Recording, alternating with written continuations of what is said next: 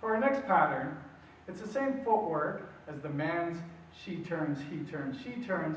It's just that I'm going to be passing Melina's hand behind my back. So what that means is, I'm starting to lead Melina with an underarm turn left.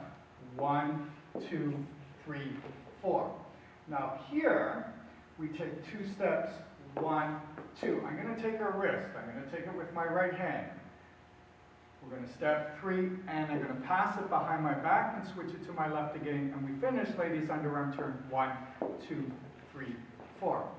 So I'll show you that again. We're starting with the ladies underarm turn. 1, 2, 3, 4. I'm going to switch hands behind my back. 2, 3, 4, and finish 1, 2,